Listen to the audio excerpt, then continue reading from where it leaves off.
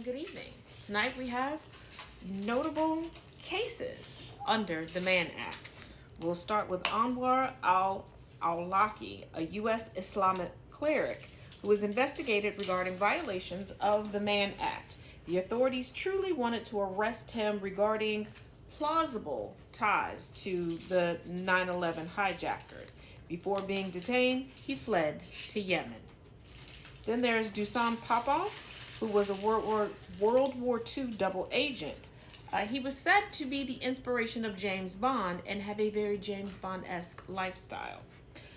He was threatened with arrest under the Mann Act by Hoover of the FBI, and Hoover very publicly was very distrustful of this double agent. So after he transported a woman from New York State to Florida, he was told to leave the United States or face arrest under the Mann Act. And now there are two cases you might be a little bit more familiar with, but you probably didn't know that it was the Mann Act that brought them down. Moving on to people associated with the Emperor's Club VIP prostitution ring. Via a website, the services of approximately 50 escorts were made available. Now, the Emperor's Club was founded in 2004, and appointments with these escorts were made via the phone or online. Now, the fees range from $1,000 to $5,500 per hour. They could be paid in cash, credit card, money order, or wire transfer. At least they learned from Jerry Springer not to do it with a check. Now, for a top-rated model, one could pay upwards of $31,000 for the day. A notable client, Eliot Spitzer, then New York governor. The Democrat, he was governor from January 1st, 2008 to March 17th, 2008.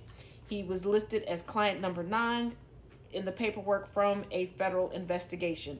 In March of 2008, the Emperor's Club VIP ring was shut down due to the federal investigation. But I'm pretty sure if you didn't know about this investigation, you know about the last one.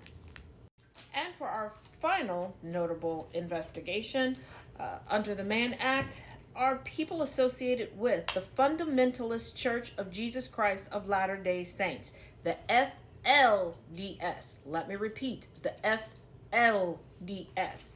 In 2006, Warren Steed Jeffs was placed on the FBI's 10 most wanted list for fleeing charges, and the charges at the time were arranging illegal child marriages. In 2007, Warren was additionally charged with 8 counts and 2 separate cases, including incest and sexual conduct with minors.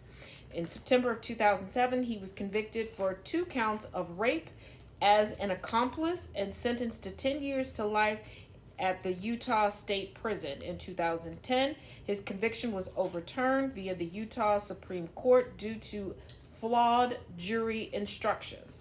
August 9th, 2011, he was convicted in Texas for 2 counts of sexual assault of a child. He was sentenced to life in prison. He is eligible for parole July 22nd, 2038. Now, Merrill Jessup refused to answer questions during depositions and court hearings due to fears of self-incrimination regarding a Mann Act investigation from the U.S. Attorney General's office. And yes, Mr. Jessup was also a part of the FLDS. Now, concluding our discussion on the Mann Act, we will talk about SCOTUS decisions and how they change the interpretations of some things with the Mann Act tomorrow. See you then.